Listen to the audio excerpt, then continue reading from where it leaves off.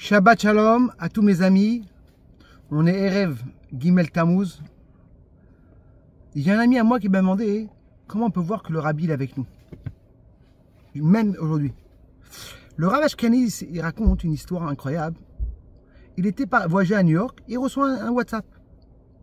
Le WhatsApp, c'est une personne qui dit voilà, je veux une bracha pour mon frère. Mon frère, pendant des années, il n'a pas d'enfant. Et je veux une bracha pour lui. Le Rav Ashkani demande comment il s'appelle. Et il lui dit voilà, écoute-moi, mon frère, il est né d'une bracha du Rabbi. Dès que dans ça, tu veux vraiment savoir c'est quoi l'histoire. Il dit voilà, nous on habitait à New York. Ma mère, elle avait un enfant. Et pendant 5 ans, elle n'a pas eu d'enfant. On est passé voir le Rabbi. Et on a demandé pour des jumeaux.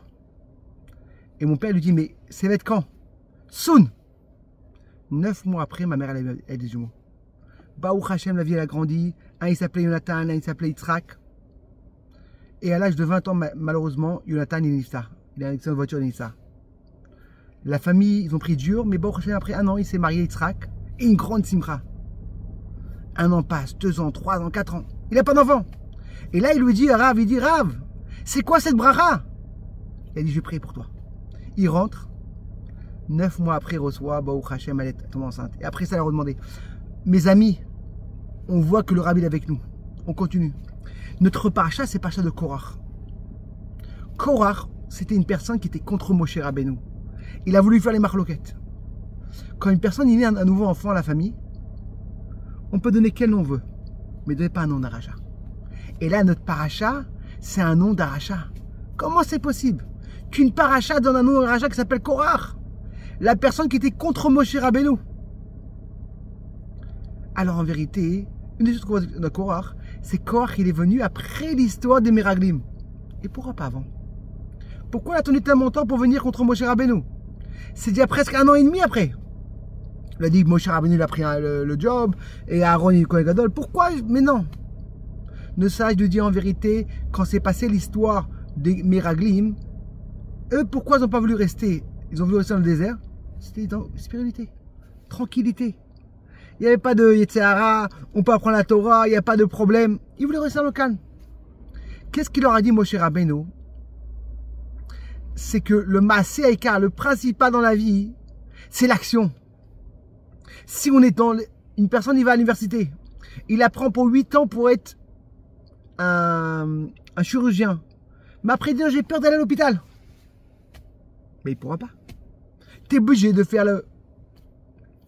Tu es obligé. Et là, en vérité, nos sages lui dit que qu'est-ce qu'il leur a dit, Moshe Rabbeinu? Amasser, car l'action, c'est plus important. Si tu parles de tefilin, mais tu veux pas être tefilin, il n'y a pas de truc. Tu parles, je vais t'aider. Mais tu n'aides pas, c'est pas assez. Il leur a dit, Korach, si c'est le Maaseh car le principal, c'est l'action. Kulanu kedoshim, on est tous saints. On est tous kedoshim, on est tous la même chose, on met tous la même chose de mes tefilin. Dans la marshava, dans la préparation, il y a une différence. Et pour ça, il est venu. Mais il faut comprendre une chose. Korach, à la base, il avait son argument, il est très bien. On veut être tous saints, on veut être tous kedoshim, on veut être tous à un niveau plus grand, on veut être tous parfaits. Mais la façon comment il a fait. Comme une fois, on veut faire des remarques à des personnes. On fait une remarque. À la place que tu écoutes, ça vient le contraire. Mais pourquoi?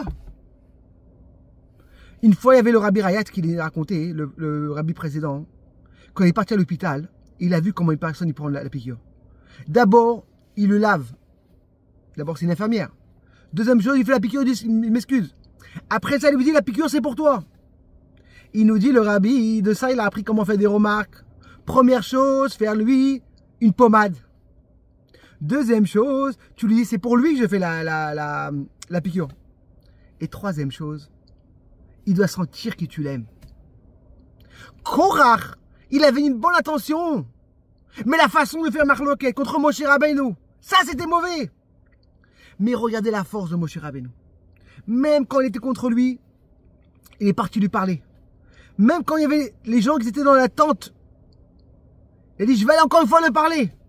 Mais comment tu vas parler avec des ennemis tellement grands contre toi? C'est ça en vérité un Moshe Rabbeinu. C'est ça un Moshe une personne qui est Moshe Rabbeinu. Et on voit en vérité la force. Moshe Rabbeinu avec la petite brebis, il est parti chez la brebis, il a porté chaque juif, il aimait. Et on voit ça chez le rabbi aussi. Comment il aimait chaque juif. Il n'essaie aucun juif. Et le rabbi il est avec nous aussi. Aussi aujourd'hui il est avec nous. On le sent. Parce qu'un tzaddik il est aussi, comme on voit, avec l'histoire de Purim. Purim, on nous raconte que Aman, il savait quand il était né, quand il était nifta, mais il ne savait pas quand il était né. Mais tout le monde le savait quand il était né. C'est le même jour. Il croyait qu'un tzaddik, quand il est nifta, il est plus là, le tzaddik. Il a plus sa force. Il s'est trompé, un tzaddik, quand il n'est pas là, on le encore plus fort. On ne le voit pas avec nos yeux, mais il est avec nous. Regardez Chabad, comment ça grandit. Qui Bezrat Hashem. Faites les Chaim ce Shabbat. Yom Rishon, à une bougie, Bezrat Hashem, qui n'aurait que des psurotovot, Bekaro Mamash. Shabbat Shalom. Venez prendre la Havat Israël du Rabbi. Changez.